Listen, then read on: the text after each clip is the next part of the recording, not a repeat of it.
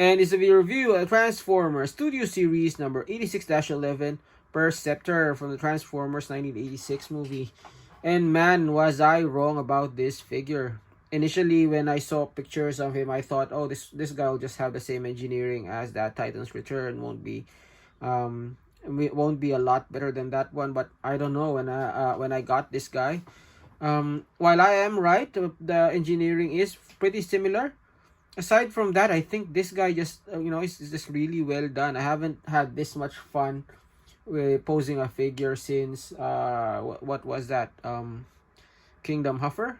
So admittedly that's pretty recent, but yeah, definitely this guy is in the running as one of my top 10 Transformers figures of 2022. So yeah, first off, let's take a look at the packaging. Move him aside. So that's the packaging on Perceptor. It's the new packaging, the smaller window. You have a nice image of Perceptor there. On the side is the same image of Perceptor. He is deluxe class, figure number 86-11. The side, same image of Perceptor. And at the back is images of Perceptor in his robot mode, vehicle mode, and his tank mode. And that's just because his original G1 toy did have that tank mode. So yeah. And here's the bio, in case you want to read it. That's the exact line he said to Ultra Magnus in the 86 movie. So yeah, inside the package, they have this faux background. That's where they place Perceptor now, or figures now, in place of those plastic ones, which I think is nice. And if you take this thing out, there's the actual backdrop, which is that scene from the 1986 movie, and I really like this backdrop, particularly the backdrops from the 86 movie. I think it's pretty small for Perceptor, and that's because I think Perceptor is, well, he is one of the larger deluxes that we've gotten recently, and I'll show you that in some of the comparisons. And of course, we get this piece of paper, as well as the instructions, which admittedly I haven't seen the instructions. So, but yeah, pretty standard Studio Series instructions, very clear. The back, his microscope mode, his tank mode, etc. So yeah. Now, on to Perceptor himself. I think it's really well done. Like I said, he's not without any shortfalls, and I'll go through those shortcomings in a bit. But overall, I really like how this thing came out. So let's just straighten him out, and let's have a closer look at Perceptor. So first off, he comes with this gun, which is this standard G1 gun. This is exactly how his G1 gun looked like. Really nice. Very little hollowness. I don't know what that peg is for. I haven't seen a place for it to peg onto. And the tip, while you can fit a Warfare Cybertron blast effect there, I don't think it's meant for that. It is a standard 5mm peg, which means you can peg it on his hand like so. So yeah. Now his scope, it's not detachable like the Titan's Return one, but it doesn't need to. Now let me just move that down so we have a closer look at his head. I really like his head sculpt, though I wish they put him in a less stoic expression. I don't know, maybe a slight grimace. I don't know. It's not bad. I'll take it, but yeah. Going down the chest, this chest design is really nice. I do wish that Autobot symbol was more prominent. I might put a Repro label or something. It's okay as it is, but yeah. One thing of note, this entire thing up to the hinge is clear plastic, and it is really tight as well. So I'm really afraid about stability of this entire thing. It is thick, but yeah, this thing is really tight. It ratchets really tight, so I don't know if it will last. Well, we'll see. Now going down, his arms are nigh-on identical. He does have those discs which don't turn. No, they're just molded in and then painted. They're actually just one whole piece there, so it's not a separate piece like the other incarnations. Those are his fists. You have the standard swing inside hand, so there is a gap, which is not too bad, to be honest. There's his legs. I really like the proportions of the legs. The Titans Return one, while it was good, I felt the lower legs were a bit short. This one, I think the proportions are perfect. Then if you look at all the line work, it's actually really well done, identical to his G1. Now from the side, really nice profile on this guy. Then again, he has a pretty simple transformation, and his G1 toy even had a nice profile. Now I think the worst part of this figure is the back, so I wish they put a cover there or something, maybe a flip down thing, similar to you know, this guy had the flip down thing. Optimus had the flip down thing, right? So I wish they had a flip down cover here. It wouldn't have impacted his transformation at all. But yeah, I guess maybe they didn't have the parts budget. So yeah. Now aside from that, in that, well, and that, there's not a lot of hollowness, which is also good. So yeah. Now let's go for his articulation. In terms of articulation, his head is on a ball joint, so it does tilt, does rotate. His arms are also on a ball joint, so that surprised me quite a bit. So I thought we've done away with ball joints for deluxe and higher scale figures.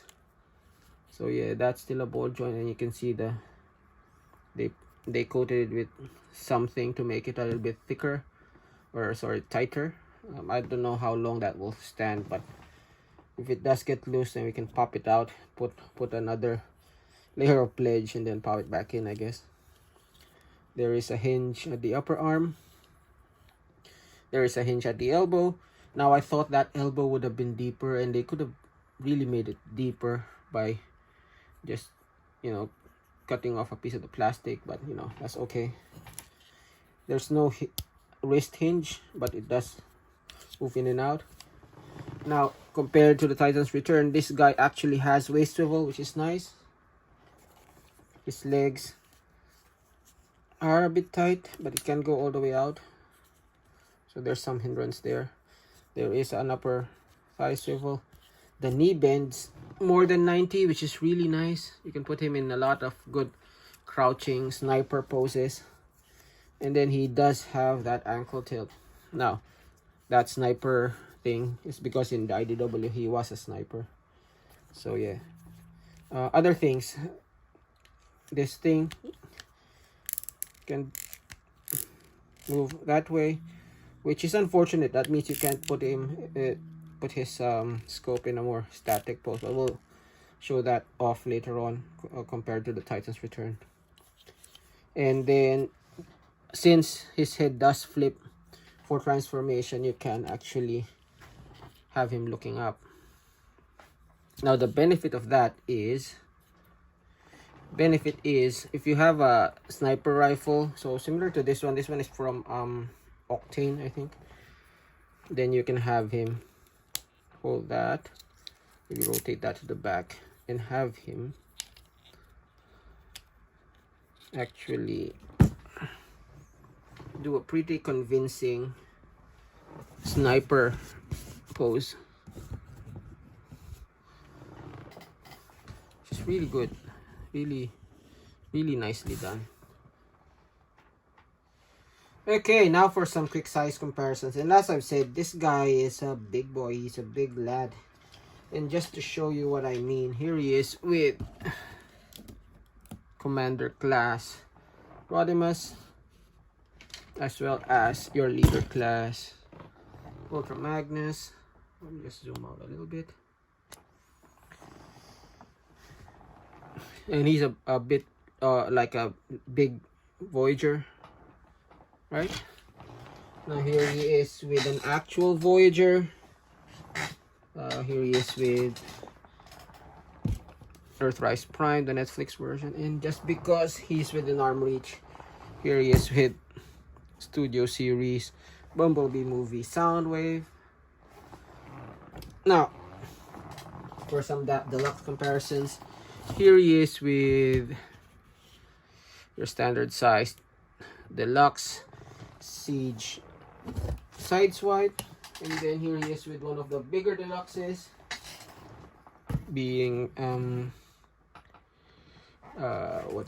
Impactor. That's the Netflix version. And then here he is with my current favorite deluxe, Huffer. So Huffer just goes to about Perceptor's waist. And then just so we don't forget our IDW friends, here he is with this Breast Bud Brainstorm.